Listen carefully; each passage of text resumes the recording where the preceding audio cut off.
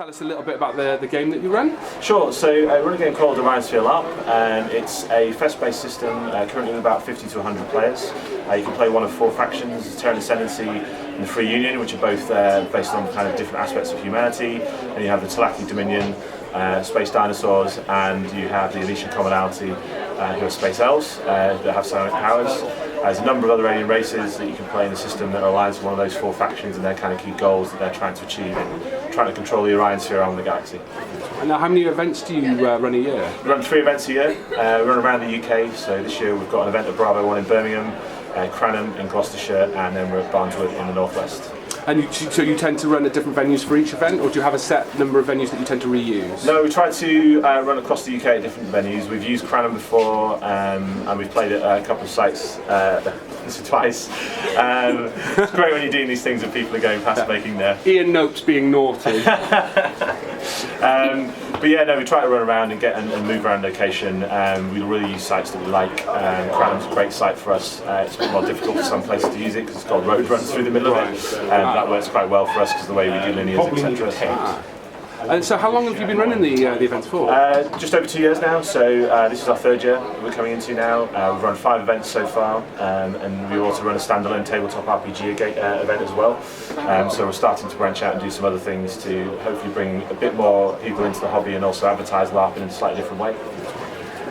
And so, what's the best way for anybody who wants to get involved in your game? What's the best way for them to get involved? Get in touch with us via our Facebook page, which is Orion Sphere LRP, or via our wiki, which is orionsphere.co.uk. What do you think a new player should be focusing on when they first start your game? Good question. So I think firstly what science fiction types of things they're interested in, and the different types of science fiction trope, the shows that they like and enjoy, and what aspects of them they enjoy. That can help you choose what the faction alignment is right for you. If you're a massive fan of the Empire and Star Wars, Terran Ascendancy is definitely the place for you to go. If you're a huge fan of Mal Reynolds and the Serenity crew, the Free Union is probably the place you're going to find a home.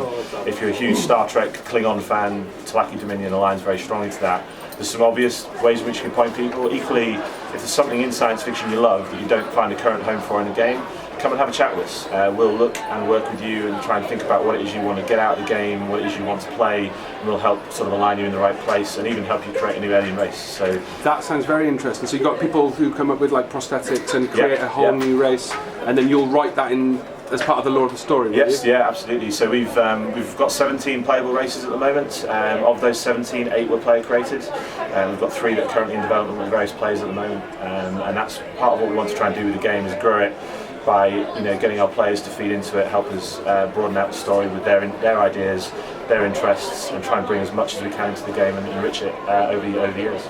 And what sort of crew numbers do you have at your events? Crew we typically have between, if you ignore our first event where we ran it heroically with 7 crew, we have between 15 and 25 crew for our events. We have a core team of NPCs, so each of the 4 factions has a dedicated NPC, or 2 NPCs in some cases, and there's usually between 3 and 4 active NPCs for the mega corporations who kind of run the various items, facilities and access stuff we have in the game for players. So if you want to get hold of guns, science equipment, etc., stuff like that, a lot of it's provided by the mega corporations.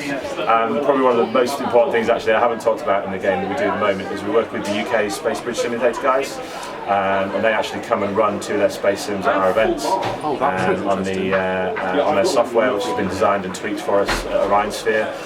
So we run between 30 and 35 space missions over the course of the weekend. So if you want to come and just fly spaceships or shoot other spaceships down, you can do that as part of our game. Brilliant. Well, thank you very much for talking to me. Cheers.